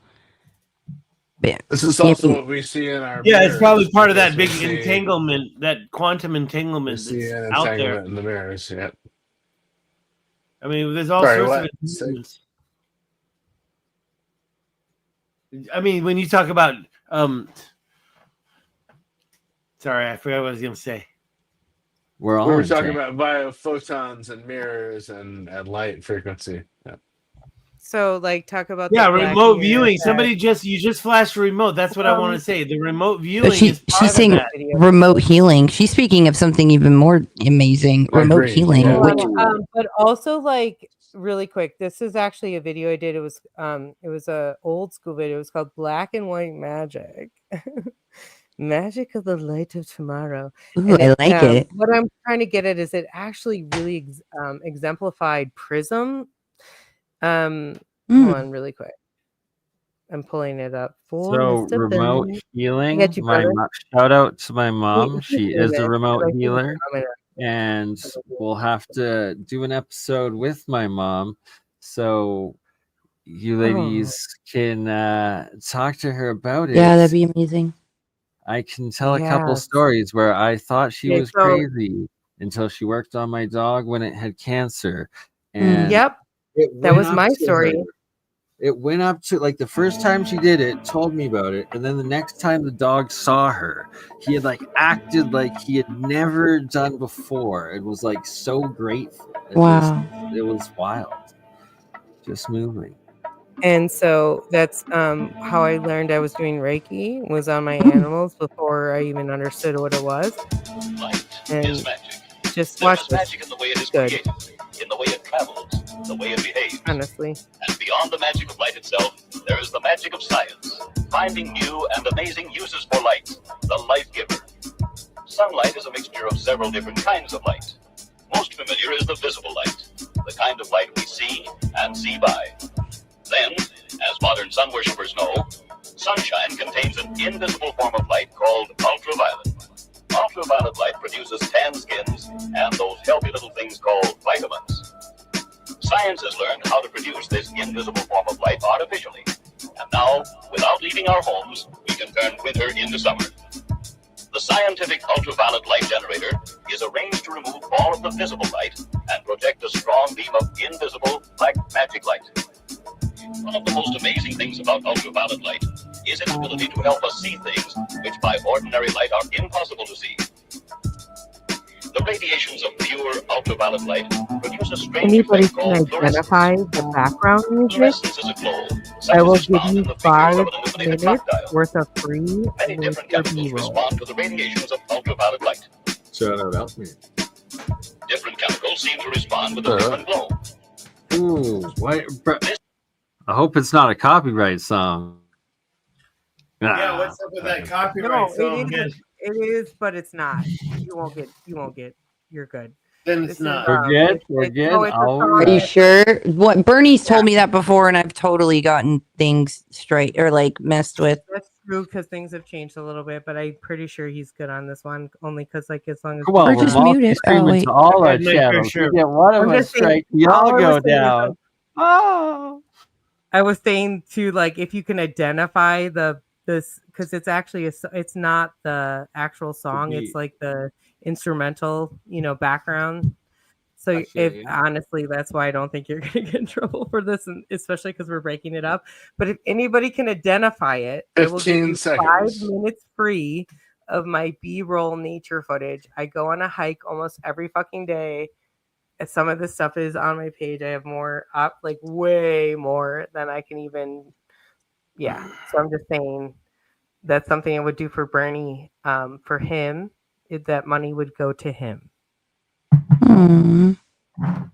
Well, it will go to us getting to Ecuador one day.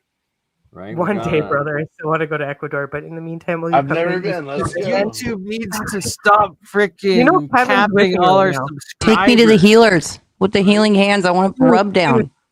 Dude, you know that Kevin is my roommate right now, right, buddy? Kevin and I are still doing this. It's still OG old school. He's he's not in bed with me right now, but we're trying, and everything is moving, and we're already there. And do you know there's 2 psilocybin clinics in Bend right now. Yes, there are. Really? Thank God. Let's go, Yeah, folks. no, seriously. Thank God. Okay. Thank you. I love you. If anyone knows remote healing, you feel free to do a session on me anytime you feel like it. Julia, like I want you to You're gonna have my mom. I don't Come on need the I don't show need and Cash work on App it. or coffee. Just send me some good remote healing no, vibes. don't need that. I want you I'm to gonna do hook a you up remote with my healing in mom's, an Julia. isolation chamber. Yeah. Julie, we got you covered. We got your inner circle. Like, we don't need Awesome. You get the No. special Right. treatment. You give my Immediately protect- mom. Do you remember? Yeah. You don't quite remember. Do you remember when you met a certain group of people and I was like, Julia, and I don't know what's happened. Yes. Like, hey, Yes. ladies, Yep. I love you, bud. Yes, Girl, I do. I got you. Oh yeah, because it was like, we should maybe do some protection for her before she goes in there. Oh, You're okay. like, why do you think you were okay? Right? Oh, okay. Connection. All right. So shout And out moving to on. making the GoFundMe Bernie's West Coast Meetup Adventures. So all of us nice people on screen here can, make one giant YouTube road trip from, Let's do place it, man. to We place. can I'm make gonna this tell happen. you guys, Let's do I it. do house sit and dog sit for people, and they have offered me a facility with multiple rooms. So just let's get in contact on the background right now. Anyway, Oregon Coast. All right. I'm there Sounds with good to you. me. I'm there. I'm there with you. We're all going to be there. We're gonna have What's a good the best- time. We have to get a big yellow submarine, probably a school bus. It'll be hilarious. And yeah. All right. Last words. Until next time. Conscious Life Expo. Arrivederci. Alien event the first week of April. Let's all be there. Julie's going to be there as well. So April 4th through 6th. Yeah, alien event. Yep. I'll And be then in Africa other in February and March. Oh, I'm going to be in Sedona, March 29th, 30th. Sedona, Arizona. There's some tickets left. You could go. The Disclosure Fest. Yeah, awesome. No, it's Wait, not Disclosure Fest. It's not. It's not Disclosure Fest. Are you a part of the Aura photos? Because when I went to Sedona very recently, all I saw driving in was Aura photos. Aura photos. And please tell me if any of those motherfuckers actually have Carillion photography. Right. And I'm on. Girl. Really? Talking Yeah. about Graham Hancock's going to be there in Sedona. I saw him Yeah. 3 Easters ago. Sorry. So Julia, continue. Sorry. Anyway. Yeah. So if you guys, so you can go to my website. There's a link to it, or follow me on Instagram. My Instagram is Holly Julia's. Like instead of Hallelujah, it's Holly Julia's. Nobody gets it. Everybody's like Haley Julia's. Who's Haley? It's HALLE. That's awesome. I love it. It makes me smile. Like Hallelujah. Julia. Hold on. HALLEJULIAS. There's an S on it, and so there's a link and there's a code. If you want to get a ticket, it gives a percentage off for the ticket. But it's going to be pretty amazing. And Sedona. What's the Graham event? Hancock. Sorry. What's the event called? What is it called? Oh my God, this is so Graham embarrassing. Hancock's going to be there in Easter. He's what? When is Easter this year? April something. God, I never know. March. Yeah, so That's Canadian Easter. I'm working on links. We'll get it. Don't worry, honey. Like I get it. It's life. Load it We're and share talking to screen. someone who is Load well it and versed share in screen. extensive research and topics, so don't blame her. We've got the team working on this. Give us a second. but I'm getting more toast. Oh, I'm just saying, you Ooh, work with there we some go. major people. Yeah, on that's it. Rise Yeah. of the Guardians. That's There you it. go. it's it's all blurry. This is okay. All Rise of the right. Guardians. Are you Yeah. speaking? Oh, you're speaking. Okay. Yeah, with Well, that's Julie different, Church- Julia. Church You is should tell there us as more. well, so that'd be a good deal. I didn't know you were speaking. Yeah, I'm Any speaking. mods that get the link sooner, please post that. I'm working on it. Oh, the link is Rise of the Guardians. Team Light Store, and it's the code for the discount is JULIA10 for tickets. So that's the 29th and the 30th in Sedona. But God, Sedona's energy and everyone that's going to be there, and there's going to be Leo King. I don't know if you guys know who Leo King is, but he's also going to like DJ at night. He's a DJ. He's an amazing astrologer. I have not, and I don't mean to diminish that, so I'd like you to keep on that. But as somebody who is not fully versed in the esoteric, I had my first Sedona experience on January 1st, actually. I went up to go hiking, and of course, it's like super crowded, right? So we're like, we're going to pull off in this random spot and just go. We end up like hiking up this river wash because I wanted to get, part of it was I wanted to get the view of like some of the famous rock structures, okay? So we're going up it and no problems. Like we get up X amount of feet. We're gonna like, oh yeah, we got to turn around. Come back down into this random sanctuary with like Buddhist words and like namaste written, like burned engraved into wood. And like this sanctuary setup. I will never forget this to my day and to my core. This is my first experience of Sedona. It was extremely like immediately my partner who I was with, my boyfriend, he's like, I think we have to get out of here. But wait, was it this New Year's? This last New Year? Like this legit, Year's? Yeah, New Year's Wow, Day. you finally made it though. Is that in Sedona? Hear me out. Yeah. We parked in the middle of nowhere. Some people had actually pushed over the signs and we're like, let's just do it. It's so busy today. Like people are everywhere. Let's just like pull over here and so we did. And what I will say is there was quartz crystal, like fucking gorgeous rock structure inside of the wash of this red rock. And so it had to have been quartz crystal at the end of the day when I look at it. Because I do know my rocks from Oregon to some extent. And so and then we came back down from this because we were I really wanted some photographs of the rock up above that is like some of the most famous. And when we came back down, we took like those slight wrong turn and we walked into some sort of sanctuary. It was totally set up, you guys. It was like full on hut. They had like this sign and they had like this full on like layout. Walked a little too far into it, and then we realized that we had to go back up and then over and around from where we were to get out of it. But synchronicity, guys. I'll meet you at Umpqua Hot Springs. Oh, I'm in Desert Hot Springs right now. Where the picture was taken. All right. I love you all. I'm sorry I have to cut it off so we still get the AI to make the shorts, so then it makes more videos because this was pretty epic and awesome. Let's do it again, if not sooner, next Wednesday, if y'all are free. Hopefully, that's awesome. I love you guys. That was awesome. You crazy mother. Yeah.